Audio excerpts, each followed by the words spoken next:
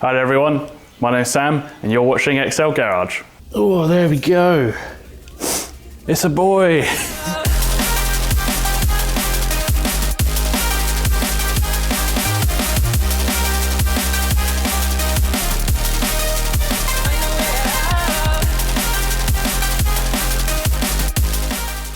In this episode, we're going to pick off where we left off with the pistons that she just removed from the LS3 down here. Got all those out, got them laid out on the bench. Going to take off all the rings because I'm going to be replacing those. Going to give them a little bit of cleanup because they're really quite scabby. Inspect them for any excessive wear or any damage. Hopefully they're good to use again. And eventually they'll be going back in the engine with some new rings and bearings. And then we're going to be removing the old Vvt Cam, because this being an L92 has a VVT. I'm going to chuck that in the bin, and we're going to pop in a bigger LS3 cam, which should give us some nice power gains. And then we're going to take out the crank. Eventually we're going to clean that up a little bit, really not be harsh on that at all, and replace the bearings on that as well. So hopefully, all in all, engine should be good as new. Then I want to get the block cleaned out. Either might do it myself or might just take it somewhere if I can find a decent local machine shop. But yeah.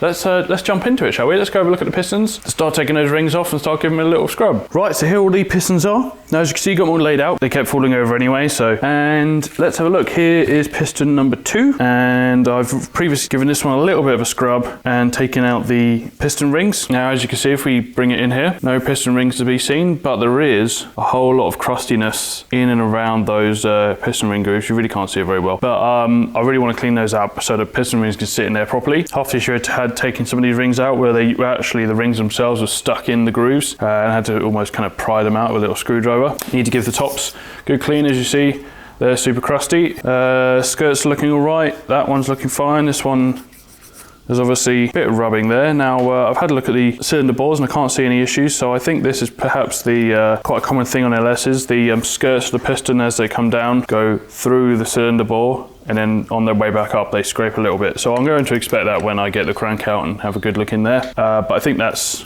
I mean, they're not deep enough grooves that I can dig my fingernails into. They are most likely absolutely fine. As you see, I've taken out the bearings. Got all those laid out, looking to get new just standard bearings. We're going to then measure the tolerances once I get those, make sure they're in spec, and then use those if that's the case. Anyway, so as I say, this one's done. It's got the rings out. I just need to give it more of a clean really, so put that to one side.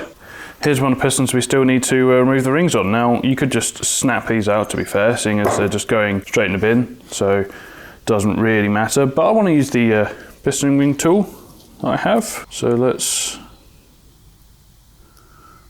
spread those apart. There's one, the top ring, middle ring, and then the O-rings. Now the O-rings are a little bit tricky. They're much thinner. You can get them out of your fingernail and just yank them out like that. Here's the next one.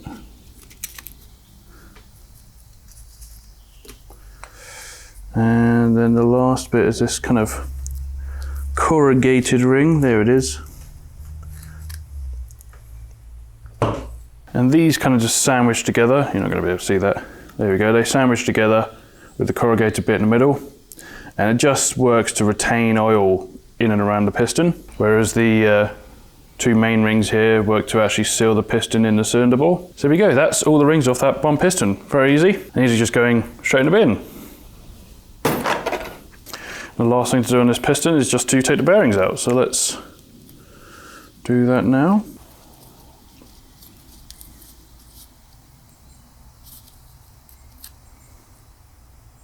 There we go.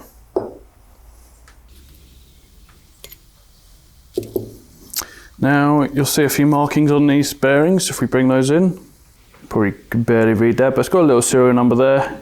Unfortunately, I've looked that up online. Doesn't mean a whole lot. Markings there as well, probably down to the size of it, these ones.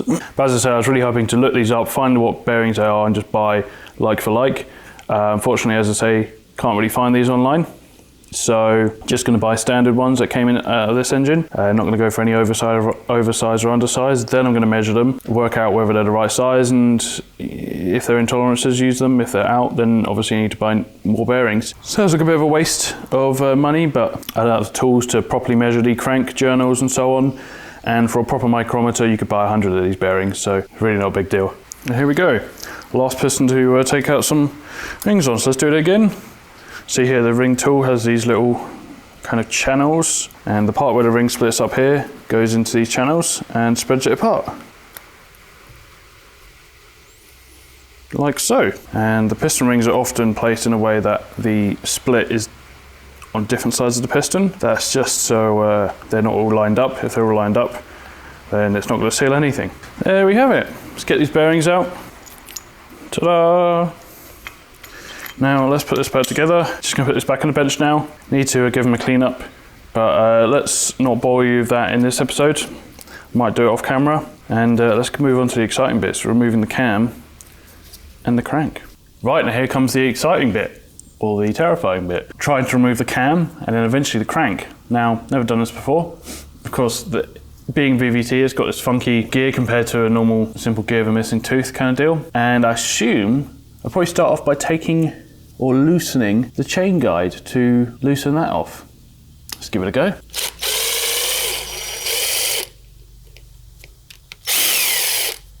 Apparently that wasn't the case. So next what I think I'll do is I'll just take the cam gear off altogether. Unfortunately it's the same socket as the crank. So I'm going to have to use an adjustable spanner.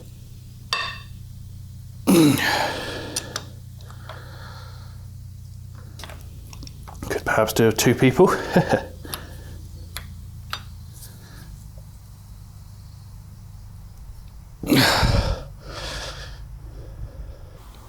Oh, there we go. There we go. One eternity later.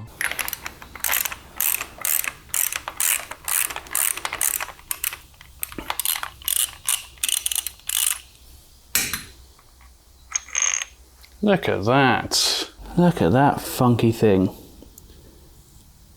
Obviously squirts around oil while also being a bolt. Ow. That hurt. Oh, smashing my knuckle into the block. Let's do it this way this time. There it is, there's the cam retainer plate. I need to replace this because, as you can see, that is in fact a seal. Now, that ain't sealing anything anymore. It's so flat, oil will run right past that, and that is oil from one side of the engine to the other.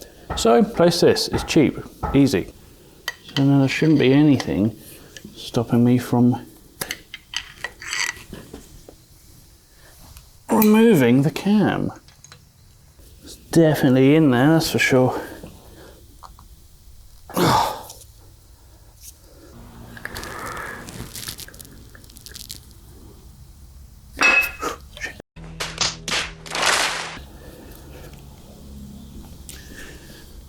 Well, it's free.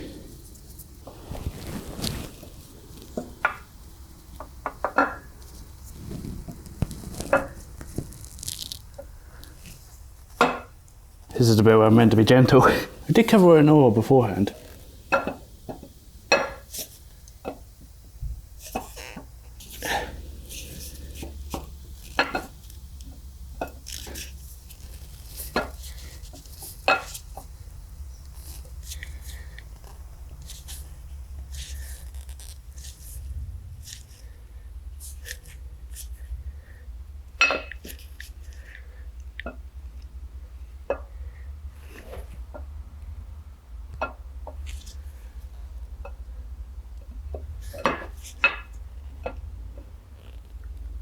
Oh, there we go.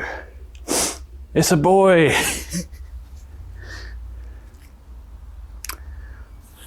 Might make something out of that. Little lamp, maybe. Put a bulb on the top of it. Stand at the bottom. That'll look nice. Right, now to do the bit that everyone tells you not to do. Inspect your cam bearings. Because if you inspect them, they will be bad. I can see why people tell you not to do this. The wear isn't uneven, but they are worn, and it instantly makes you want to replace them. Now I'm going to do a bit of research, see if this is pretty normal, and if it is, I'll leave them. If it's pretty drastic, then I'll have to get pretty drastic with it. But that's the cam done. It's just the crank lift. There's nothing left of this engine. Many months later. Whoa. Hey there guys. It's been a little while since the last clip you just saw, a whole 3 months in fact. I filmed that back in May, it's now August, so it's been a little while. But I've just been insanely busy with loads of other things. So I really haven't been down the unit here, working on the car, working on the LS. I haven't really been doing a whole lot. I'm apparently now officially a homeowner, so that's very exciting. Finally completed on the flat I was purchasing. So as you can imagine, that's just been taking up all my time. I've been decorating, been, you know, making a home and all that. But now that that's done, and now that there's not really many car shows left of the year, at least not for me, at least not ones I've booked in, hopefully going to be getting back to coming down here, working on things, getting the engine all built up and so on, and ready to put in the car. Apparently we also hit 1,000 subscribers on the channel, so that's really, really exciting. So thank you everyone who's subscribed recently, and I hope you continue to enjoy, and there's many more to come. But anyway, so things have changed with the engine a little bit. Let's go have a look at it. I'll show you where it is at the moment and tell you my plans, tell you what's changed, and we'll go from there. So here it is, the LS3. For those that don't know, the plan is to take this LS3 based L92 engine, came out of probably a 2008 Silverado, Escalade, things like that. It's pretty much an LS3. Essentially, the only differences are it had VVT and they have slightly less compression, so it makes 415 horsepower from the factory. Plans to take this and put it into my Rocket Bunny GT86 here. That's the plan. And I'll have to list you guys, we had just taken out the cam, that's it down there on the floor. And the next step I said was that we're going to take out the crank. Now things have changed ever so slightly. I don't really want to take out the crank anymore, and I will tell you why now. So originally I was going to take out the crank down here, see it down there. I was going to take out the bearings, I was going to do new main studs, new main bolts, and just kind of give it a refresh. I've since ordered all the parts from the States, so we're down here, waiting to go in. We've got a few more to come as well, but my plans have changed and I'm not going to be taking out the crank anymore, nor am I going to be replacing the bolts for the rods. And the reason for that is because doing either or, doing the bolts for the rods, and sometimes even the crank main studs and such with ARP bolts or studs, it can take the journals of the rods or even the crank mains out of round, and then you have to go to a machine shop, get them all rounded. It's just probably more hassle than it's worth. The crank mains are torque to yield, so they stretch, you can't reuse them, hence I'm not going to be taking out the crank. The bearings I've looked at so far on the rods, the cam bearings aren't too bad. I'm just going to wing it and assume that the crank bearings aren't too bad either. Might sound a bit foolish to some, but at the end of the day, this is a big American pushrod V8. It's a blunt object. It's not a refined piece of Italian engineering that, you know, will break if you cough on it funny. And likewise, as I said, I'm not going to be replacing the rod bolts.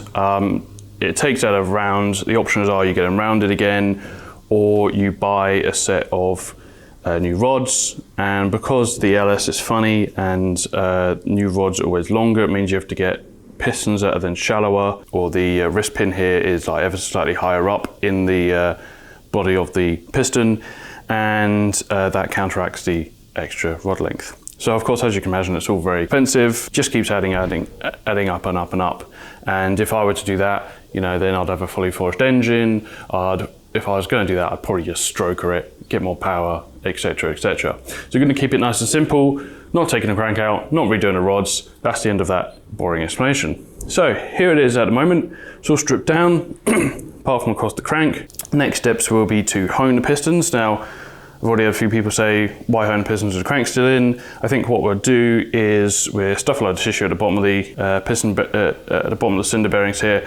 We'll flip the engine over when we do the honing, and just give everything an incredibly good clean. Of course, when you're honing an engine, you're not taking off big chunks of metal anyway, so any residue will work its way through. It might turn out to be a silly mistake, but I think I'm just going to wing it, as I said, and if it turns out to be an expensive, silly mistake, then that's it. That's just a life lesson, isn't it, at the end of the day? You can keep replacing parts and replacing parts and replacing parts and replacing parts, and just taking your time to the ends of the earth, to the point where it costs you an obscene amount of money and takes you an obscene amount of time. I'm just going to draw the line somewhere, and it might not be the smartest place to draw the line, but this is where I'm drawing it, so there we go. So next steps, rehone cylinders, replace the cam, and start rebuilding the engine. But before all that, we're going to be painting it. So that's what you're going to see in the next episode. So sorry it's taking so long to get this video out. It's taken me months to get it done. But hopefully we can get the next one out quicker and we can just crack right on painting the block and honing the cylinder bores, and we're ready to start putting bits back in. So that's very exciting. That's where we're going to end it today. As I said, tune in next time for that fun stuff. Thanks for watching. Thanks to 1,000 subscribers. And if you think I'm being a bit of an idiot with my plans for the engine, drop a comment down below, let me know. I might not listen to you, but let me know anyway. Once again, thanks for watching. See you next time. Cheers. Bye-bye.